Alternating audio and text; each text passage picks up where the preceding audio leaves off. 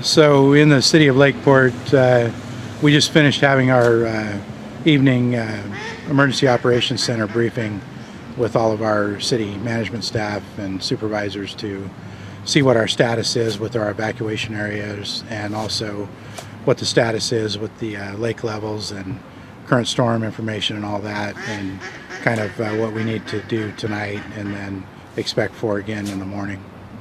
Okay, Kevin Ingram, Community Development Director and Public Information Officer for the flood event for 2017. At this time, our mandatory evacuation orders for Lucky 4, Willow Point, Aqua Village, and the Esplanade neighborhood are going to remain in effect due to the high lake levels. So other than that, we do have a new road closure on Royal Avenue.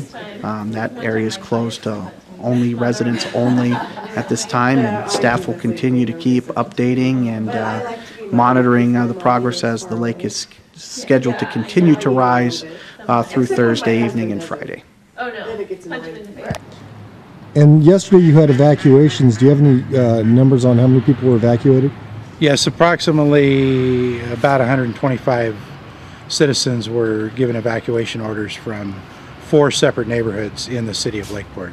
And those were all lakefront residential areas or mobile home park areas within our city that were low-lying areas along the lakefront.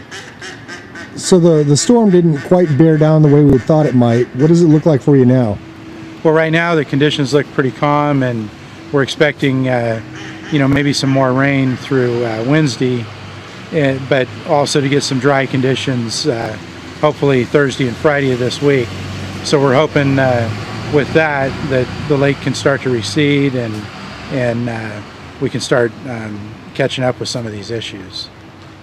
And have the evacuation orders been lifted yet? No, they haven't at this time. Do you have any idea when that will happen? We don't, but our goal would be to try to get people back into their homes as soon as we possibly can. But we do have to account for safety issues before we can lift those kind of orders.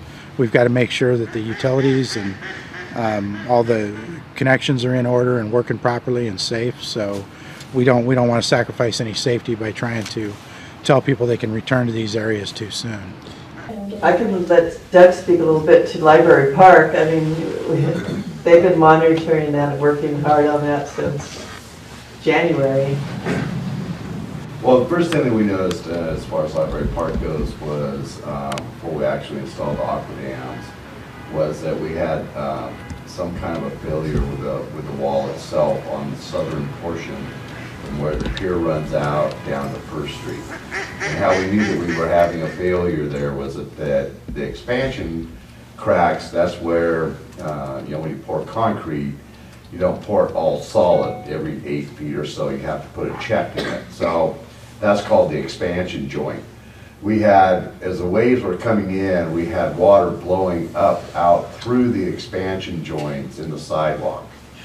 So what that tells us is that there was a failure with a seawall of some type. We couldn't tell because it's underwater, that washed out all the material that's underneath the sidewalk. And so it's created a cavity under the sidewalk, which then allows the waves to come in, and then that's when they hit the back of it, that's how they come up through the expansion cracks. So we know we have that for sure. The extent of that, we have no idea until we remove the sidewalk, because you can't see it. We are seeing some erosion behind the sidewalk on the very southern side. As a matter of fact, we have a tree we're probably going to lose where the waters actually came in and washed around the root structure. Doug, is the sidewalk in such shape that you suspect it might collapse? I'm not really concerned about a collapse at this time.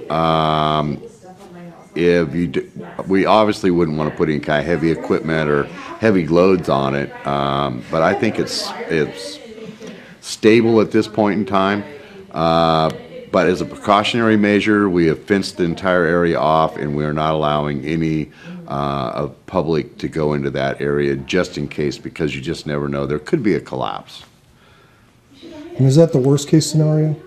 Worst case scenario would be that it collapses and then the seawall would actually probably fall over one direction or the other, and we would have a total failure of the seawall and the sidewalk area.